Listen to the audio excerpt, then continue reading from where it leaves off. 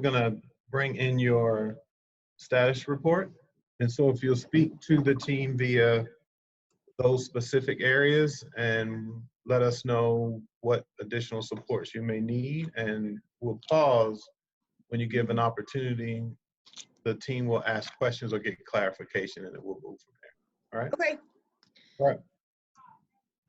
In terms of the planning with Kyle, that's going really well. He's always here consistently. He is meeting with our teachers.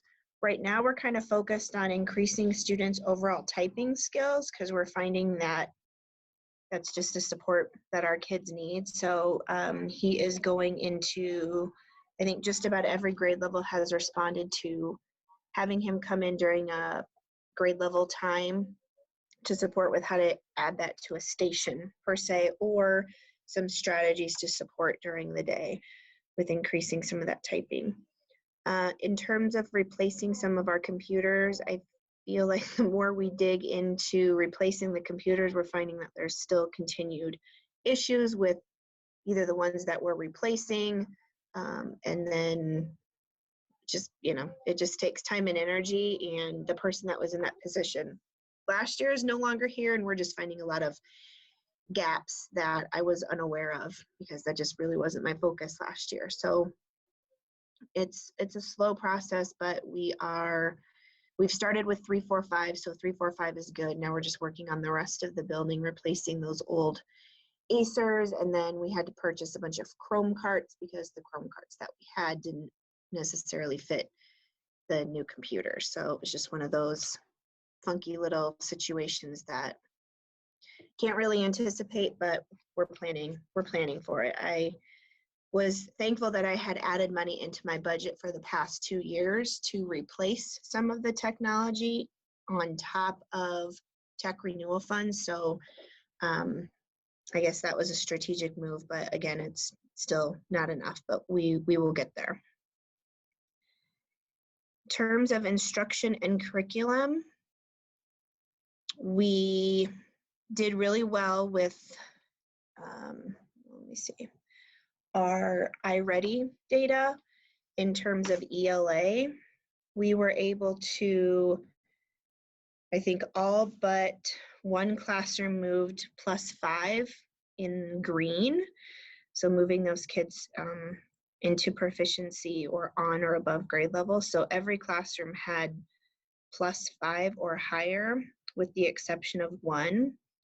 I want to give a little shout out to my 3rd grade team. I had one teacher increase her green 45% and decrease her reds by 39%. Sorry about that. So it's okay, really. Sorry, my phone's talking to me. So they've been doing really well, and we asked them yesterday or in PLCs on Tuesday, just what are they doing that maybe some other grade levels are not doing? And at the end of the day, they are consistent with meeting with groups. That's never an issue with them. They are continually pushing the station work that we're supporting them with. So those are some of the differences. In math, I'm not as happy with math as I was in reading, but the good news is that we know how to close gaps in this building. Everybody had more than 5% changes in their red category on iReady, but we're not moving kids into the green. And I think our root cause is we're over scaffolding for kids. So we're going to be doing some work around lesson planning, scripting I-dos, videotaping teachers in terms of listening for what scaffolds they are putting in place, and then how are they scaffolding back up to the standards, to the grade level standard. So it's fine to put scaffolds in place, but if you're not scaffolding back up to the grade level standard, then we're going to see these gaps in our proficiency.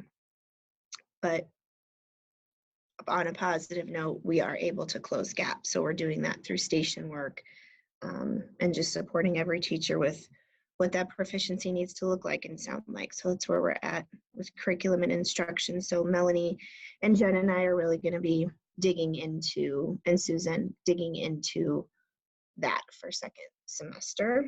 And obviously keeping a close eye on reading and writing as well. Writing, that is our SLO, and I don't have the data in front of me right now, but I need to look at time 1, time 2 in terms of constructive response.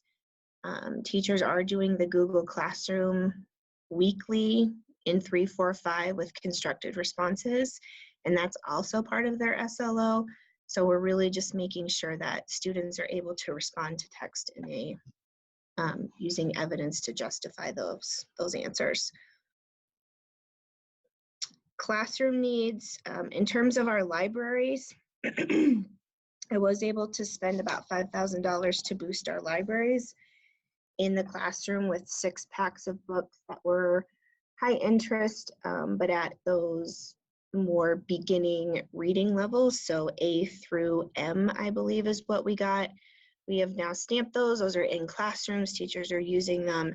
We also were able to purchase with our money some decodable text for kindergarten, first and second, just so students have some opportunities to see their 95% skills carrying into their station work.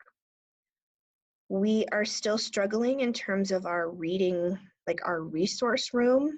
So what we have done to start that is started to pull old text from the shelves, and we were confirmed in our thinking that we need to pull texts that are irrelevant, because we were able to find some texts that were very outdated, very inappropriate, and very irrelevant to today's society and the kids that we serve. So that's definitely a growing need.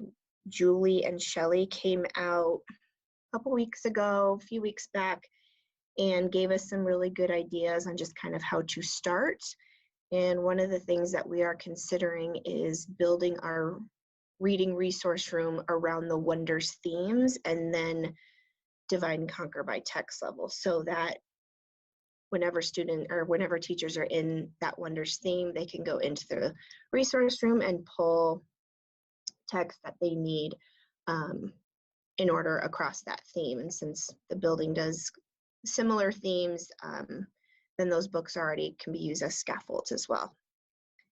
And the other thing we did was Kevin got in touch with me in terms of ebooks, and he sent 2 of his people out, Glenda and Denise, and they came and we actually spent an entire day in PLCs, and they showed all of our teachers how to access books, how to get kids logged in, and what access they have, books that they could order, so on and so forth. So we had a very increased, spiked from like 2 checkouts in one day to about 200 or over after the week after they came out for PLC. So we are definitely starting and moving in the right direction. But again, I think that's still something that we are in need of. In terms of supports, let's see if I can get, I don't know how to get your,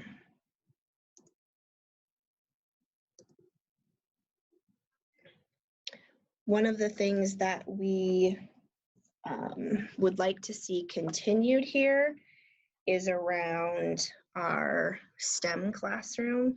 We are just seeing so much collaboration, conversation, students using 21st century skills, kids being able to problem solve together as a team. What does a team really look like? How do you navigate being in a team? And so that STEM classroom has just been an amazing support for our kids, and being able to get them to openly dialogue with their friends about whatever problem that they are solving. I think we need to dig back into math again in terms of just the supports that teachers need. So that's going to be a shift in terms of the work that we're going to do, but not taking our eye off of ELA either. So ELA will continue being coached individually with Susan, obviously Jen and myself, and PLCs, at least for part of third quarter, will be around standards-based math, and looking potentially into maybe doing some unbound ed work with our teams around math instruction, just to give us some more leverage, because I'm just not happy with where our scores are right now. In terms of where we were last year within iReady, at the end of last year, we only had 14% in the green. This year we have 10, so that's good. However, we can do much better.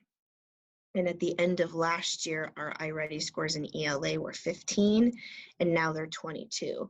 So I'm excited to see that, but our interims also showed a gap in math as well. So just something that we definitely need to address and go back and talk about. And I think that is really,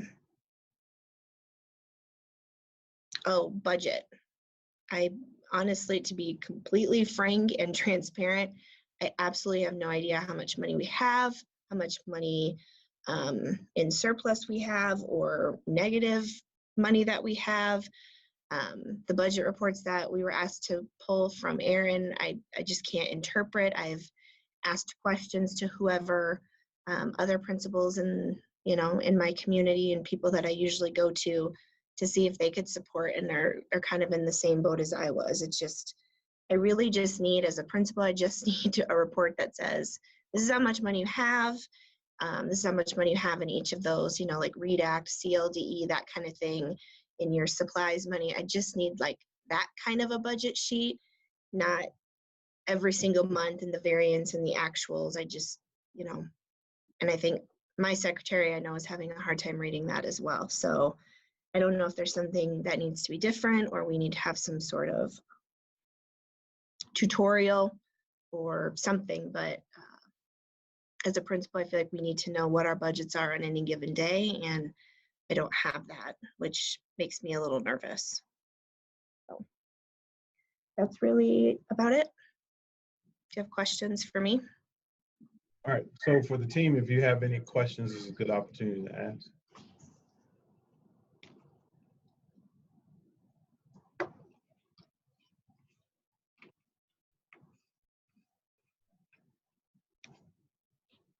All right, Jen, so when I look at the meeting goals with obstacles, are those obstacles the result of something that the division's doing and getting in the way, or is it something else?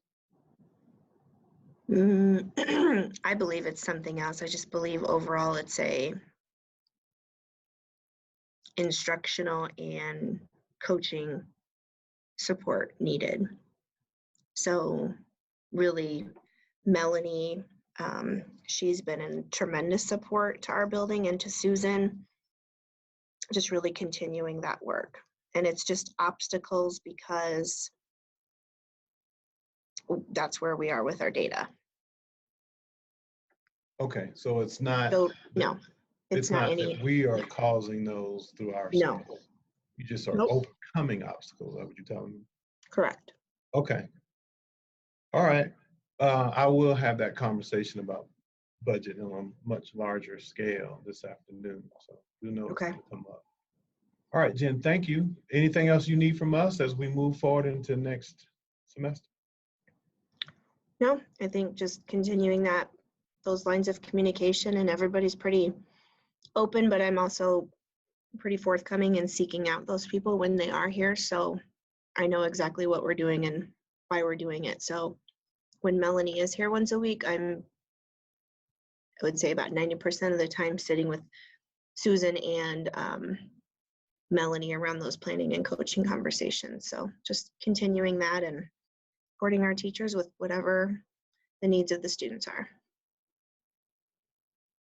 All right, I got it. Thank you. Okay, thank you. Yep.